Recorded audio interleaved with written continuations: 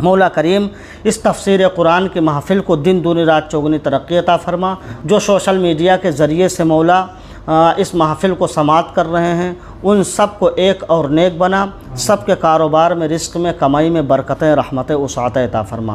جتنے بھی حاضرین یہاں حاضر ہیں سب کے کمائی میں، رزق میں، کھیت میں، کھلیہان میں، دکان و مکان میں، عزت و آبرو میں برکتیں عطا فرما۔ مولا کریم اپنے رحمت سے اپنے محبوب کی امت پر رحم فرما۔ اہدنا الصراط المستقیم، اس کا ترجمہ ہے ہم کو سیدھا راستہ چلا۔ اللہ تعالیٰ کی ذات و صفات کی معرفت کے بعد اس کی عبادت اور حقیقی مددگار ہونے کا ذکر کیا گیا ہے، اور اب یہاں سے ایک دعا سکھائی جا رہی ہے۔ بندہ یوں عرض کرے، اے اللہ تو نے اپنی توفیق سے ہمیں سیدھا راستہ دکھا دیا، اب ہماری اس راستے کی طرف ہدایت میں اضافہ فرما اور ہمیں اس پر ثابت قدم رکھ۔ اس طرح دعائیں آپ کو کرنی ہیں۔ اور دیوبندیوں کا ترجمہ کیا ہے؟ اے اللہ ہم کو سیدھا راستہ دکھا۔ اعلیٰ حضرت کا ترجمہ ہے اللہ ہم کو سیدھے راستے پر چلا۔ تو چلا اور دکھا میں زمین آسمان کا فرق ہے۔ ہم کو سیدھا راستہ دیکھنا نہیں ہے، اس پر چلنا ہے۔ تو بندہ اللہ عز و جل سے کہے، اے اللہ تو نے اپنی توفیق سے ہمیں سیدھا راستہ دکھا دیا، اب ہماری اس راستے کی طرف ہدایت میں اضافہ فرما۔ یعنی اے اللہ ہم جس راستے پر چل رہے ہیں اسی راستے پر قائم رہیں، اور کسی بھی طرح کی ہمارے ذہن میں الٹے سیدھے خیالات نہ آئیں جس کی وجہ سے ہم اس راستے سے بھٹک جائیں، اور ہمیں اس پر ثابت قدم رکھ۔ صراط مستقیم کا معنی، صراط مستقیم سے مراد عقائد کا سیدھا راستہ ہے۔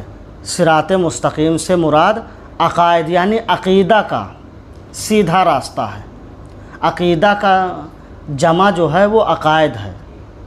عقیدہ کے معنی ایک عقیدہ، اور عقائد کے معنی کئی سارے عقیدے۔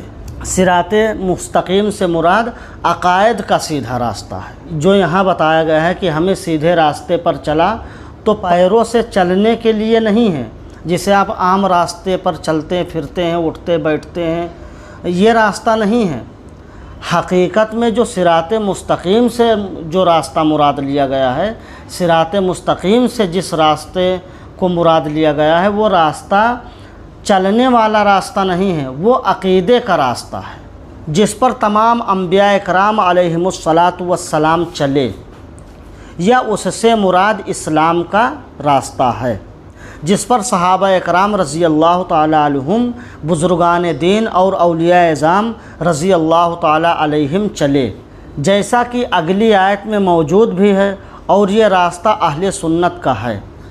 آج تک اولیاء اکرام رحمۃ اللہ تعالیٰ علیہم صرف اسی مسلک اہل سنت میں گزرے ہیں، کسی بھی مسلک میں اولیاء اکرام نہیں گزرے ہیں، صرف اہل سنت ہی میں گزرے ہیں، اور اللہ تعالیٰ نے انہی کے راستے پر چلنے اور انہی کے ساتھ ہونے کا فرمایا ہے۔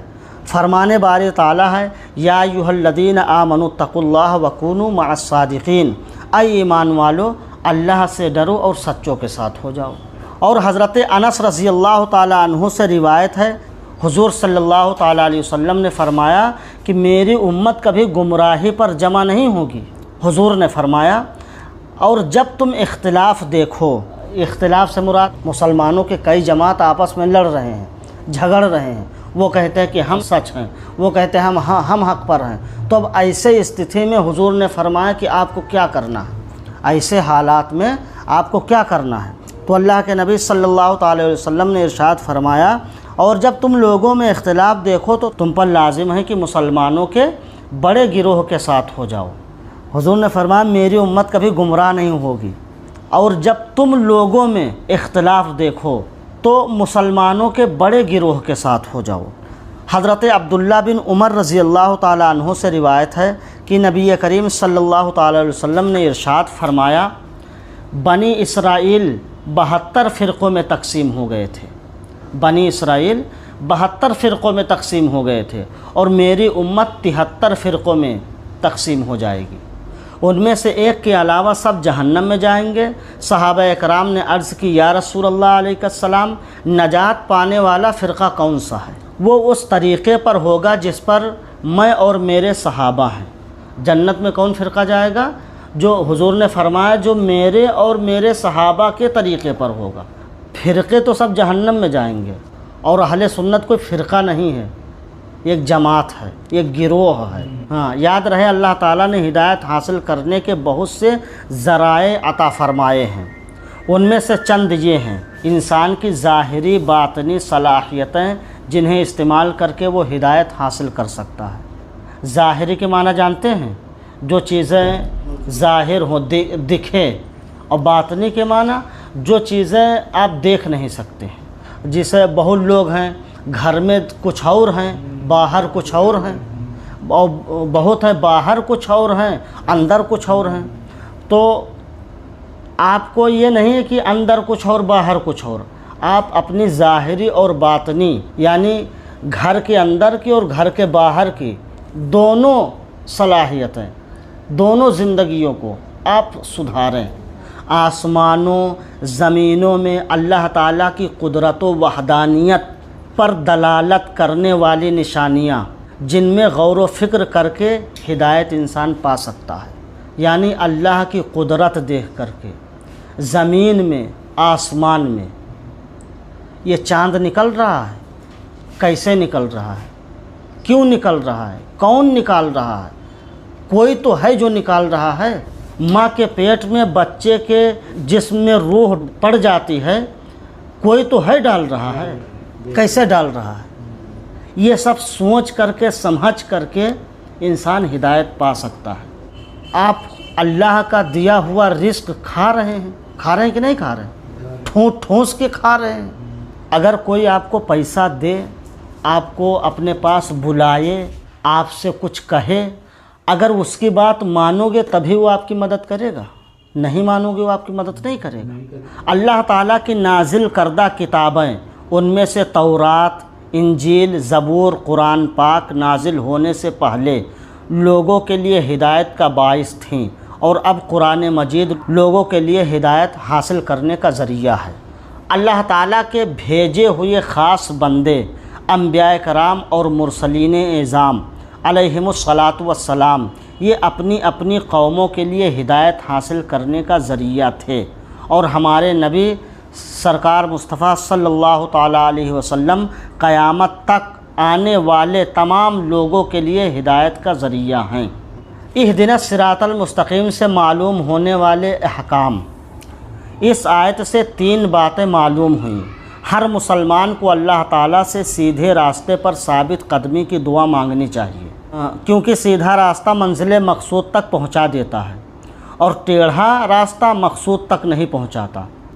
اللہ تعالیٰ ارشاد فرماتا ہے کہ عقل والے اس طرح دعا مانگتے ہیں: ربنا لا تزغ قلوبنا بعد اذ ہدیتنا وہب لنا من لدنک رحمہ انک انت الوہاب۔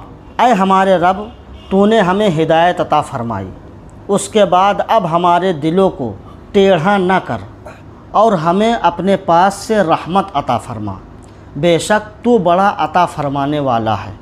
اور حضرت انس رضی اللہ تعالیٰ عنہ فرماتے ہیں کہ حضور صلی اللہ تعالیٰ علیہ وسلم کثرت سے یہ دعا فرمایا کرتے تھے: یا مقلب القلوب ثبت قلبی علی دینک، اے دلوں کو پھیرنے والے میرے دل کو اپنے دین پر ثابت قدم رکھ۔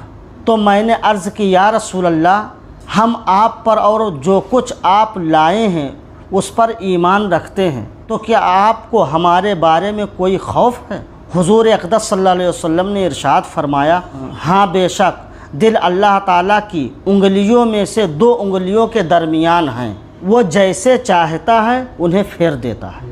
تو اس لیے اللہ تبارک و تعالیٰ سے ہمیشہ دعائیں مانگنا چاہیے کہ اللہ تو نے ہم کو سیدھا راستہ عطا کیا ہے، اسی طرح اس پر ہم کو ثابت قدم رکھ۔ عبادت کرنے کے بعد بندے کو دعا میں مشغول ہونا چاہیے۔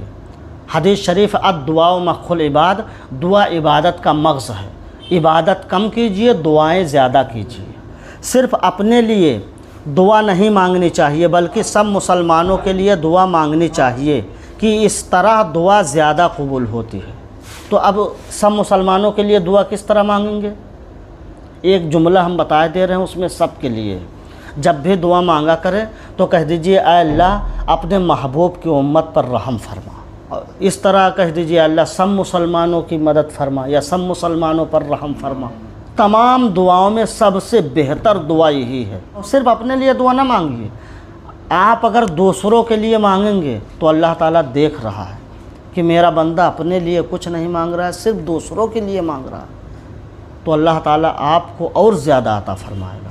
مولا کریم ہم سب کو ایک اور نیک بنا، آپس میں اتحاد و اتفاق عطا فرما، نہ اتفاقیوں کو اپنے رحمت سے دور فرما۔ مولا کریم اس محفل کو دن دونی رات چوگنی ترقی عطا فرما۔ مولا کریم اس تفسیر قرآن کے محفل کو دن دونی رات چوگنی ترقی عطا فرما۔ جو سوشل میڈیا کے ذریعے سے مولا اس محفل کو سماعت کر رہے ہیں ان سب کو ایک اور نیک بنا، سب کے کاروبار میں، رزق میں، کمائی میں برکتیں، رحمتیں، وسعتیں عطا فرما۔ جتنے بھی حاضرین یہاں حاضر ہیں سب کے کمائی میں، رزق میں، کھیت میں، کھلیہان میں، دکان و مکان میں، عزت و آبرو میں برکتیں عطا فرما۔ مولا کریم اپنے رحمت سے اپنے محبوب کی امت پر رحم فرما۔ وصلی اللہ علی النبی الکریم وعلی آلہ واصحابہ اجمعین برحمتک یا ارحم الراحمین۔